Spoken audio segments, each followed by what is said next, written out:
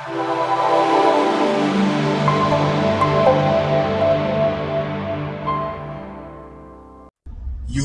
family, my junk family, juntrepreneurs, dumpsterpreneurs, entrepreneurs. What up, though? What's going on? It's your main man, Mr. AMG. And I want to talk about bidding jobs correctly, y'all. Not underbidding these jobs and not really overbidding them to a point where you price yourself out of the job.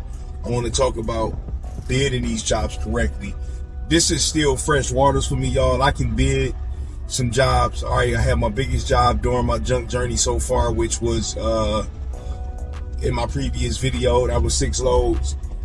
But this one trumped that, y'all. It ended up being, I want to say 8 loads for sure. It was looking like a possible 9. I want to get into that, y'all, man, because I bid at this job just like my last one. So, you know, for any newcomers that's watching the video, man, or anybody that's getting junk removal jobs, but you haven't, you know, got the 6 to 10 load jobs or whatever, man, I want to be able to give you my insight on that. Before I do that, do me a favor, smash that like button, you know, subscribe, share, all that stuff. I appreciate it. All right, y'all. So in my previous video, I'm coming off the biggest job, you know, during my time doing this so far, y'all. That was 6 loads. They still had more stuff left, but I haven't heard back from them, so, you know, I'm not worried about it. But then I had another gentleman call me, so I went out there. They had like about 15 years worth of stuff. The gentleman's father had passed away, I think mom as well. So they had about 15 years worth of stuff in his household that they needed to get removed because they were selling the house. And this is a nice house, by the way, a very big house, very nice house. And they wanted everything gone. I'm talking about everything from the cabinets to clothes to anything, to tools, anything. They wanted everything gone, all right? So I looked at it and I assumed it probably would be the same thing. I was feeling myself, y'all. I was coming off that other job. Feel me? I'm coming off that win over there and I'm feeling myself. And, you know, then I get to this next job and on day 2, you know, anxiety started to kick in and I'm like, I think I done underbidded myself. You feel me? But, you know, things pan out, man, just with a little bit of, you know, with a little bit of patience, man. So, and figuring things out and not getting too ahead of myself, things always pan out, you know, because, and I want to share with y'all in hindsight what I wish I had knew though, but things always pan out, man, because I ended up getting, today is day 3. So I had a game plan going into day 3 with the basement, which was scrapping all the metal. Now in hindsight, y'all, I should have been doing that from day 1. All right, so I got a mental check that for myself to scrap, get all metal, you know, from these house cleanouts like this if I happen to see it, because I could have spent the day collecting all the metal, which would have, you know, saved me some load and put a couple more dollars in my pocket. But day 3 happened to be that day. So today was looking like maybe a 2 load to the dump, a 3 load to the dump day. But when we removed that scrap metal, all right, it brought it down to what I believe is one load, which is gonna fit in the 17. My guys over there knocking it out now, so they done bust down everything that could be bust down, got it laying flat, everything else going on top, pretty much boxes and some other stuff. Need be, we got to stand on top and jump, flatten it down. I ain't worried about the weight. Feel me? It's household junk, so it'll go over a little bit, but it ain't over a ton, a little bit, but not a lot. I just don't want to be making multiple trips to the dump like that. So it ended up kind of, you know, panning out, man. And then here's the thing though. When I found myself in that situation, I wanted to address the person about it, but I'm a man of my word, so I wanted to still get it done. And I chose to just get it done and not really worry about it. And here's why I chose to do that. And you know, I believe in good karma because I was blessed in the beginning, man. I got a really nice backyard. I don't have a riding lawnmower anymore. My old riding lawnmower, you know, went out on me. And they had one. So I had asked the gentleman, you know, if he mind if I had got that as a Cub Cadet riding lawnmower. You know, he had said his uncle had dibs on it, but he talked to his uncle. His uncle said I could go ahead and take it. So it was just in real good condition. I mean, I put a little clip at the end. The blade need to be sharpened, you feel me? But that ain't nothing. Other than that, it's in good condition. So with just on the script that he gave me, that I really couldn't even, and that was given to me before I even figured I was in over my head a little bit. So I took that into consideration, man. And I ain't want to, I asked a few people to see what they thought, consulted with my people, and they felt it was the right thing to do. Like, just, he already blessed you with something, so I don't even really worry about it. Not to mention, there was a lot of other nice stuff there that my guys got to keep, and some stuff I got to keep too as well. So the parting gifts, man, from that job more than made up for it. So I'm not really, everything worked out.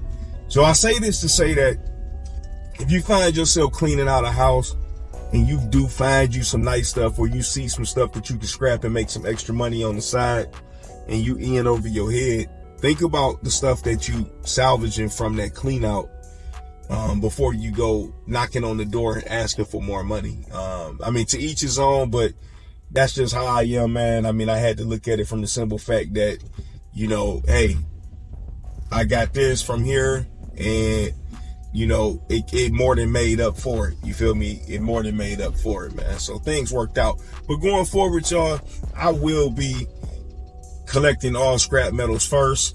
Even if I got to dedicate an extra day to it. I had this set for 3 days genuinely. So I could have just made it, stretch it out for 4 if I was going to spend time collecting all of the metals and stuff, the steel. So I know that going forward, I'll be doing that. And number 2, I will be, I'm an overs guy.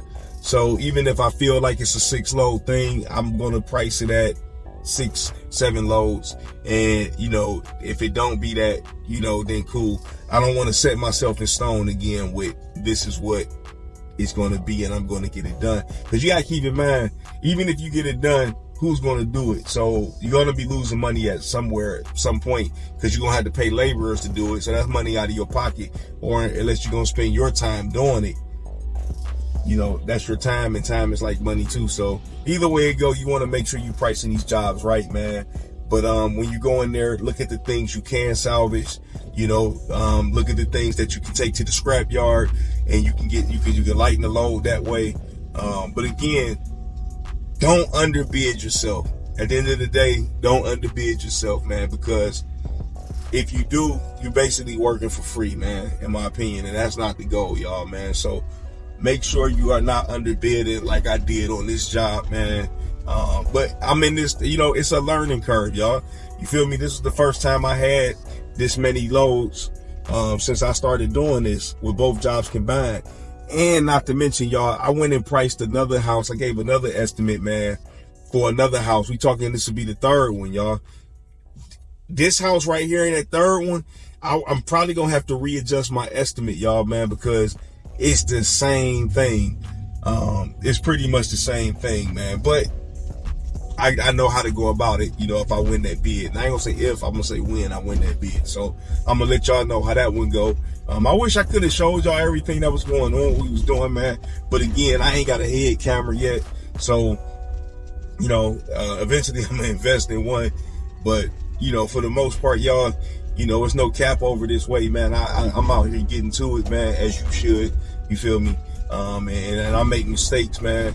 And I'm gonna bring them to the forefront of my platform, and hopefully, it prevent someone from making the same mistakes I did, man, because I want y'all to be successful, man, whether you're doing junk removal, dumpster rental, or whatever it is you got going on, being a small business owner. All right, so I'm about to dump this dumpster I got with me, get it over to a customer, get back to my guys, man. Like I say, hopefully everything then fit in that 17 yard. And yeah, we done. Yo, what a wonderful way to be going into the week, the holiday week, man, Memorial Day, man, and my birthday on the 1st, y'all. So what a wonderful day, man, for myself, man, to be going in. I done had people ask me what I want for my birthday. I really don't even want much this year, man, because the universe then provided me with a lot, which is jobs and opportunities, man, to put money in my people's pocket and for me to continue to excel with AMG junk removal and dumpster rental, man. So that's one of the biggest birthday gifts I could get, man. Anything else is a +1, y'all, man. But what a wonderful day, man. Going into the holiday weekend, getting that junk money, y'all, man. So if you going into the holiday weekend, man, getting that junk money, man, triple OG salute to you. All right, I'm gonna check y'all on that next video. Peace. Y'all drop a comment and let me know, man. Have y'all underbidded any jobs? If you underbidded, man, did it end up working out for you in the long run? Let me know how it go, man, because I know I ain't the only one who done it. So yeah, drop a comment. Check y'all later. Peace.